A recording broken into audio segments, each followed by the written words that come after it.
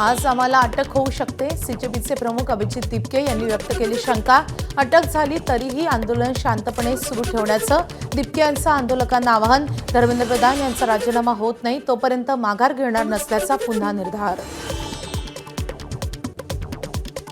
अगर हमारी टीम को आज रात अरेस्ट कर दिया जाता है, ये आंदोलन आगे शांतिपूर्ण तरीके से आगे बढ़ाने की जिम्मेदारी आपकी है। लेकिन याद रहे, शांतिपूर्ण आगे बढ़ाना है। जो लोग हिंसा करेंगे, जो लोग कुछ गलत काम करेंगे, वो कॉकरोच जनता पार्टी के सपोर्टर्स में हो सकते हैं। कॉकरोच जनता पार्टी के लोग संवैधानिक लोग हैं, शांति में भरोसा रखने वाले लोग हैं। जंतर मंतरवरील आंदोलन सुरूच राहणार। सोनम वांगचुक यांनी उपोषण मागे घेतल्यानंतर अभिजित दिपके यांनी केले स्पष्ट, धर्मेंद्र प्रधान राजीनामा देत नाही तोपर्यंत आंदोलन सुरूच राहणार असल्याची भूमिका। सोनम सर ने अपना अनशन तोड़ा है, इसकी हमें बहुत ज़्यादा खुशी है। अब ये आंदोलन बहुत बड़ा बन चुका है, अब ये आंदोलन देश भर में फैल चुका है और देश के युवाओं की जो मांग है वो मांग बड़ी सिंपल है और बड़ी क्लियर है। वो मांग एक ही है, धर्मेंद्र प्रधान को इस्तीफा देना चाहिए। तो यहाँ पर जो कॉकरोच जनता पार्टी का प्रोटेस्ट है जंतर मंतर पर, वो तब तक पीछे नहीं हटेगा जब तक धर्मेंद्र प्रधान इस्तीफा नहीं देते।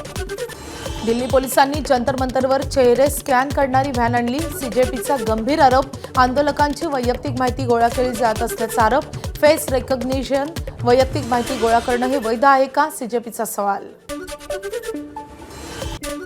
काँग्रेस खासदारांनी आजही संसद भवन परिसरात केलं आंदोलन। केंद्रीय शिक्षण मंत्री धर्मेंद्र प्रधानांच्या राजीनाम्याच्या मागणीसाठी आंदोलन। केंद्र सरकार विरोधात जोरदार घोषणाबाजी।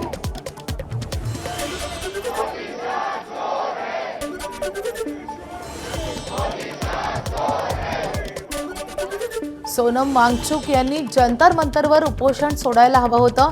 जखमी आंदोलक विद्यार्थ्यांकडून उपोषण का सोडलं नाही, खासदार संजय राऊत यांचा सवाल।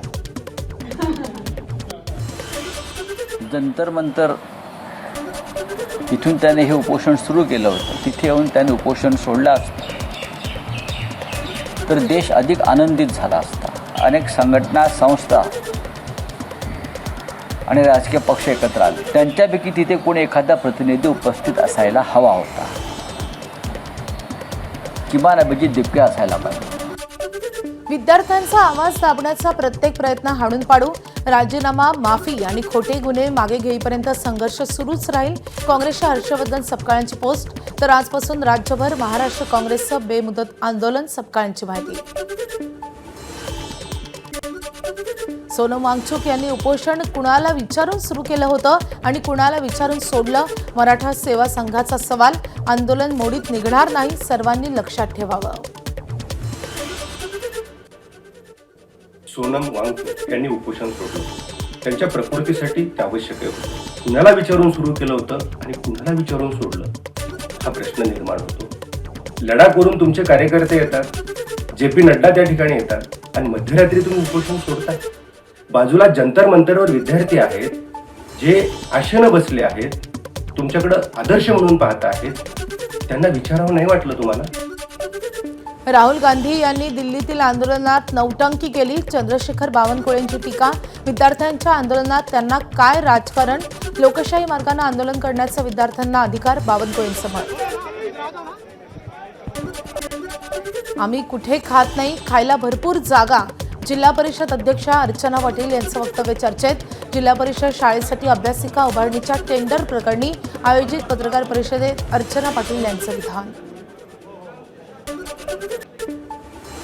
ऑलरेडी विरोधक मला त्रास देतात आमच्या शिक्षण, त्यामुळे आम्हाला आपल्या सहकार्याची गरज आहे कारण मी काहीतरी चांगलं करते। पुस्तकं तुम्हाला दिसतील आणि त्या पुस्तकावर मागे छापील किंमत असते, आमचं पण बघून घ्या किंमत किती लावले।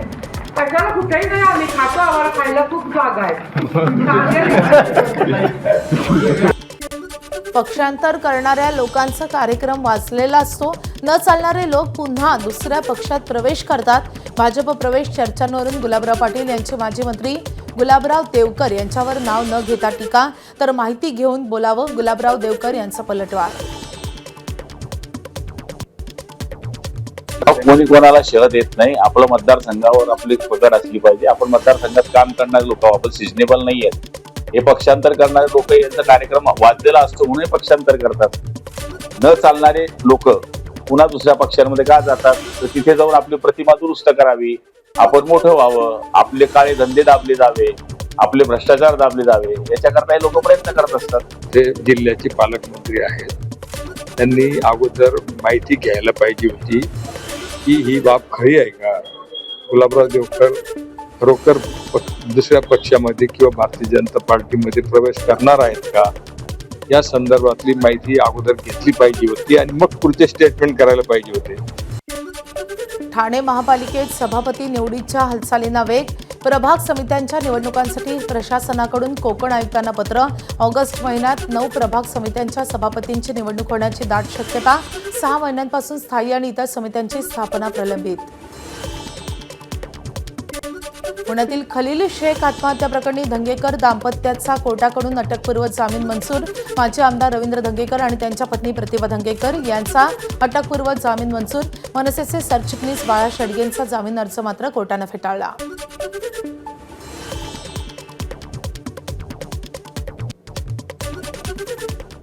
यानंतर थेट जाणार आहोत तिरुअनंतपुरममध्ये. तिकडे काँग्रेसच्या विरोधात भाजपचं आंदोलन सुरू झालेलं आहे.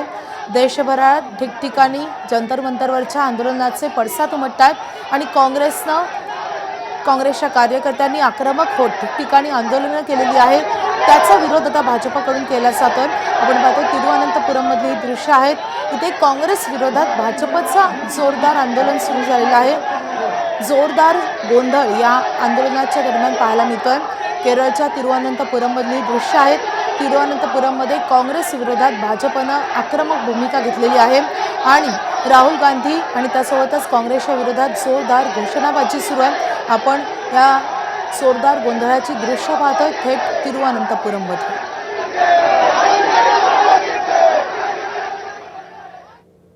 यानंतर घेऊयात आणखी काही महत्त्वाच्या घडामोडींचा सुपरफास्ट आढावा. दुचाकी वाहनांच्या बॅटरीचा स्फोट होऊन 14 वर्षाच्या मुलाचा मृत्यू. गडचिरोली जिल्ह्यातल्या अहेरी जवळची घटना. लोकेश निकाडे असं मृत्यू झालेल्या मुलाचं नाव. नागपूरच्या खापरखेडा परिसरात बंदुकीच्या धाकावर सराफ व्यापाऱ्याला लुटलं. 11,87,000चा ऐवज लंपास. सराफ व्यापारी मंगेश मारोतकर यांच्यावर 2 अज्ञात दुचाकीस्वारांनी केला हल्ला. वाशिम जिल्ह्यातील विविध घरफोडीच्या गुन्ह्यातील आरोपीला अटक. तब्बल 17,15,000 रुपयांचा मुद्देमाल जप्त. आरोपीला परभणीच्या गंगाखेड येथून केली अटक. 3 घरफोड्यांच्या आरोपीनं दिली कबुली.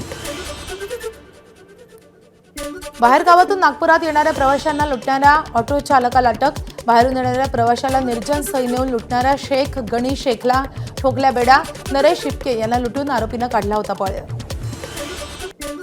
सोलापूर शहरात एसबी आयकॉन अपार्टमेंटमधील दूषित पाण्यामुळे 40 ते 50 नागरिक अचानक आजारी पडल्याची घटना. उलट्या, जुलाब आणि तापानं त्रस्त तर एका महिलेचा उपचारादरम्यान मृत्यू. ड्रेनेजचं पाणी बोरवेलमध्ये मिसळल्यामुळे हा प्रकार घडल्याचा आरोप. साताऱ्याच्या फलटणजवळ कारचा भीषण अपघात. कारमधील 3 जणांचा दुर्दैवी मृत्यू तर 3 जण गंभीर जखमी. वाठार निंबारकर हद्दीमध्ये भरधाव कार नालीच्या कठड्याला धडकून उलटले. 3 जण एकाच हॉस्टेलमधील कर्मचारी. धाराशिवच्या तुळजापूरमधल्या हिप्परगा रवा गावात पवनचक्कीच्या पात्यांना हवेतच आग. व्हिडिओ सोशल मीडियावर व्हायरल. यापूर्वी भूममध्ये हवेतच पवनचक्कीचे पातं तुटल्याचा व्हिडिओ समोर आलेला होता. कर्जमाफीची दुसरी यादी दुपारी जाहीर होणार. दुसऱ्या यादीत पुणे जिल्ह्यातील तब्बल 61,900 शेतकऱ्यांची नावं. सूत्रांची माहिती. कर्जमाफी झालेल्या शेतकऱ्यांची नावं सहकार विभाग जाहीर करणार. नांदेडमध्ये जुलै महिना संपत आला तरी पावसानं अद्याप सरासरी गाठलेली नाही. परिणामी वैनगंगा नदी अद्याप प्रवाहित झाली नाहीये. नांदेड, हिंगोली आणि यवतमाळमध्ये पावसाची 20% सरासरी तूट कायम. भंडारा जिल्ह्यातल्या साकोलीमधल्या पुलाला गळती. 300 कोटींच्या साकोली उड्डाण पुलाला गळती. पुलाच्या कामाच्या दर्जावर प्रश्नचिन्ह. पुलाच्या जॉईंट आणि खांबामधील भेगांमधून पाण्याची गळती. MBBS पदवीधरांसाठी असलेली अनिवार्य 1 वर्षाची सरकारी सेवा रद्द. नवीन वैद्यकीय पदवीधरांना दिलासा. PG प्रवेश किंवा खासगी क्षेत्रातील संधी त्वरित स्वीकारता येणार. मात्र दुर्गम भागात सरकारी डॉक्टर उपलब्ध ठेवणं अधिक कठीण होण्याचा अंदाज.